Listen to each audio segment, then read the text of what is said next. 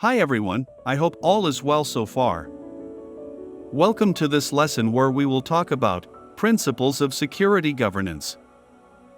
A common goal of governance is to ensure that the organization will continue to exist, grow, and be sustainable. The current technological context, which leads to a growth in digital risks, encourages companies to organize their security. To do this, most have a security program whose role is to guarantee the right strategic alignment between the business objectives supported by technology and security.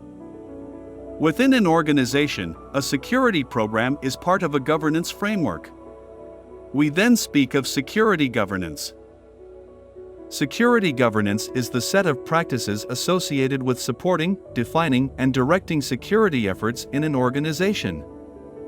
Security governance therefore refers to the means of managing information security as well as the means of regulating the security systems put in place in a company to achieve its objectives.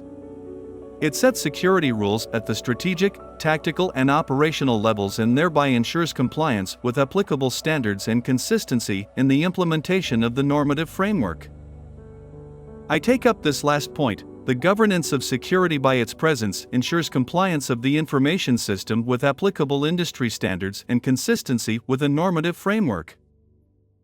Indeed, some aspects of governance are imposed on organizations due to legislative and regulatory compliance needs, while others are imposed by industry guidelines or licensing requirements.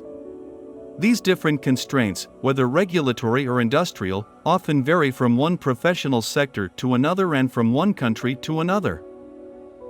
In the rest of this chapter, we will discuss some regulatory and normative frameworks that influence security governance. But before, since security governance sets security rules at the strategic, tactical, and operational levels, let us explain what these different levels refer to. To govern is to foresee. And the translation of a forecast is done through planning. To govern is therefore also to plan. Planning is one of the keys to the success of any organization. We will therefore have plans in the different organizational levels that are the strategic level, the tactical level, and the operational level. A strategic plan is a long-term plan that should be fairly stable. It defines the overall purpose, vision, and mission of the organization and guide decision-making at lower levels. It defines the security objective of the organization. It also helps to understand the security function and align it with the organization's mission and goals.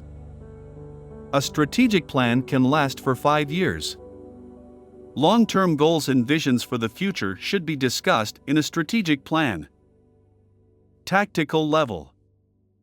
A tactical plan is a medium-term plan developed to provide more detail on achieving the objectives set out in the strategic plan or can be developed ad hoc based on unforeseen events. A tactical plan should generally be useful for about a year. It is more specific and tangible than strategic plan but still aligned with the overall strategic direction. Tactical objectives are usually set by middle management and aim to support the strategic goals by defining actions, resource allocation, and performance targets for departments or teams. It prescribes and plans the tasks necessary to achieve the strategic objectives of the organization. Examples include project plans, acquisition plans, hiring plans, budget plans, maintenance plans, etc. An operational plan is a very detailed, short-term plan based on strategic and tactical plans. It should be valid or useful only for a short time. Operational plans can be monthly or quarterly and are used to maintain compliance with tactical plans.